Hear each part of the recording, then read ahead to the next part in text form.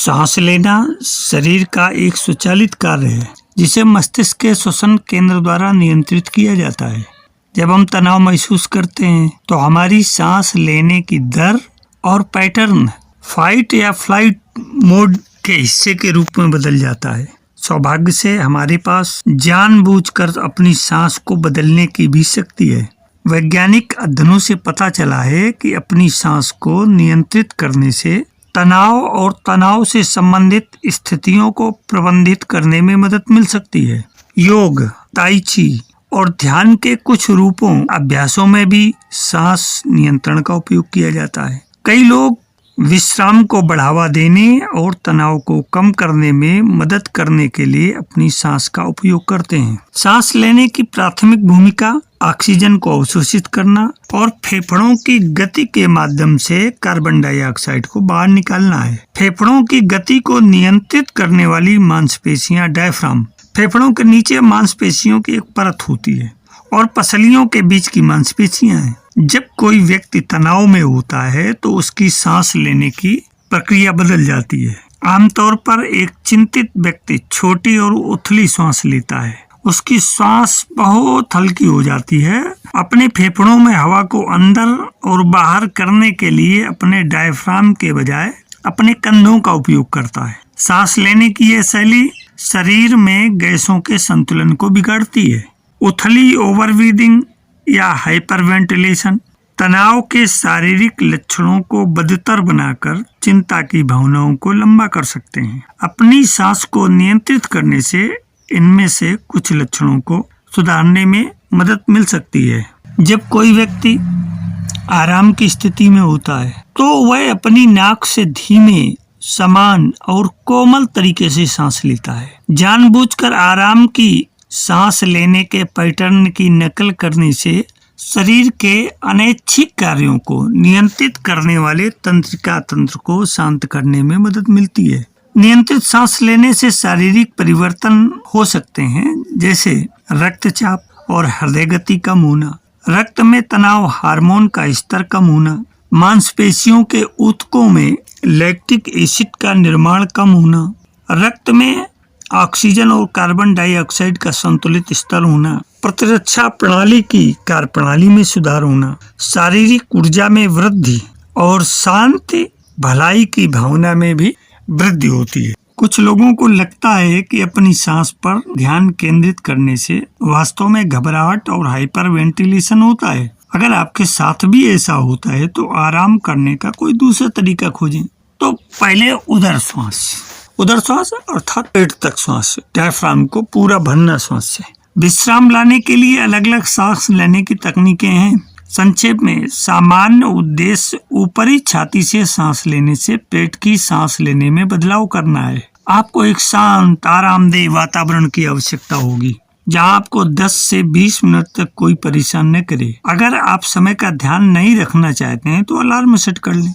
आराम से बैठें और अपनी छाती को फैलाने के लिए अपनी पसलियों को ऊपर उठाएं। एक हाथ अपनी छाती पर और दूसरा अपने पेट पर रखें। ध्यान दें कि सांस लेते समय आपकी छाती और पेट कैसे हिल रहे हैं। अपनी सांस पर ध्यान केंद्रित करें और नाक से धीरे धीरे सांस अंदर लें और बाहर छोड़ें। अंदर लें, बाहर छोड़ें। चाहे तो आप इसमें गिनती का भी प्रयोग कर सकते हैं। मान लो आपने 5 तक गिनने तक सांस ली, 1 2 3 4 5 गिनने तक सांस ली और 5 गिनने तक सांस छोड़ेंगे। 1 2 3 4 5। परंतु यहाँ ये ध्यान रखना आवश्यक है कि जब आप सांस ले रहे हैं तो सांस लेते समय आपका पेट फूलना चाहिए। कहने का मतलब है सांस आपकी डायफ्राम होते हुए पेट के ऊपरी हिस्से तक पहुंचे, अर्थात डायफ्राम पूरी तरह से सांस से भर जाए। जब डायफ्राम पूरी तरह सांस से भर जाएगा तो पेट फूलेगा और जब सांस छोड़ेंगे तो धीरे धीरे पेट अंदर जाएगा और जब सांस पूरी तरह से छोड़ देंगे, खाली कर देंगे, तो पेट अपने आप अंदर चला जाएगा। आपको ध्यान रखना है कि अपनी सांस पर ध्यान केंद्रित करें और नाक से धीरे धीरे सांस अंदर और बाहर लेने की कोशिश करें। आपकी छाती और पेट का ऊपरी हिस्सा स्थिर होना चाहिए। कहने का मतलब ये है, आप कंधों और सीने को खुला रखेंगे, ओपन रखेंगे, तो आपको सीने में सांस नहीं भरनी है, डायफ्राम तक ले जानी है, जिससे डायफ्राम आपकी छाती के बजाय आपके पेट के साथ अधिक कुशलता से काम कर सके। क्योंकि पेट तक सांस लेने का मतलब है नाभि आपके शरीर का केंद्र है। 72,000 नाड़ियां यहाँ से संचालित होती हैं। तो जब सांस पूरी तरह से भरेंगे तो बार बार प्रेशर नाभि बिंदु पर जाता है, जिसे नाभि चक्र भी कहा जाता है, सूर्य चक्र भी कहा जाता है। तो धीरे धीरे सूर्य चक्र एक्टिवेट होता है, नाभि चक्र एक्टिवेट होता है, और इसके सक्रिय होने से संपूर्ण नाड़ियां स्वतः सक्रिय हो जाती हैं। इसमें ऊर्जा का प्रवाह धीरे धीरे बढ़ने लगता है। प्रत्येक सांस के साथ अपने शरीर में किसी भी तनाव को दूर होने दें। एक बार जब आप धीरे धीरे और अपने पेट से सांस ले रहे हो तो चुपचाप बैठें और शारीरिक विश्राम की अनुभूति का आनंद लें। जब आपको सांस लेने में तकलीफ महसूस हो तो बोलना और चलना बंद कर दो। अपनी सांस को ठीक करने के लिए खुद को समय दो, अपने को आराम की स्थिति में ले जाएं। किसी चित्र या खिड़की से देखने वाले दृश्य पर ध्यान केंद्रित करके आराम करें और अपना ध्यान भटकाएं। अगर आपकी छाती भारी या तंग महसूस होती है, आपको दर्द है जो आपकी बाहों में, पीठ में, गर्दन और जबड़े तक फैल जाता है, आप बीमार महसूस हो रहे हैं या आप बीमार हैं, तो आपको दिल का दौरा भी पड़ सकता है या आपके फेफड़ों या श्वास नलिका में कोई संक्रमण हो सकता है, आपके टखने सूजे हुए हैं, आपको 3 सप्ताह या उससे अधिक समय से खांसी हो रही है और आप लेटते हैं तो और भी स्थिति बदतर हो जाती है, सक्रिय होते हैं तब भी बदतर हो जाती है, आपकी सांस भिन्न हो जाती है, तो इस स्थिति में अपने डॉक्टर या अपने योग प्रशिक्षक से संपर्क करें। रोजमर्रा की गतिविधियों से आपको सांस लेने में तकलीफ हो सकती है। इन सब के लिए उचित है कि या तो आप एक आरामदेह आसन में लेट जाएं या बैठ जाएं। बैठे हैं तो सीधा बैठें और अपने हाथों को जांघों पर रखें। अपना मुंह खोलें और सीने में जितना अधिक वायु भर सकते हैं भरें। अपने होठों को कसकर बंद कर लें। अपनी सांस को जितना अधिक समय तक रोक सकते हैं रोकें और जांचें कि आप कितने समय तक अपनी सांस रोक कर रख सकते हैं। मरीज 1 घंटे में 1 बार यह अभ्यास कर सकते हैं और धीरे धीरे प्रयास करके सांस रोक कर रखने का समय बढ़ा सकते हैं। 25 सेकंड और उससे अधिक समय तक सांस रोक कर रखने वाले व्यक्ति को सुरक्षित माना जाता है।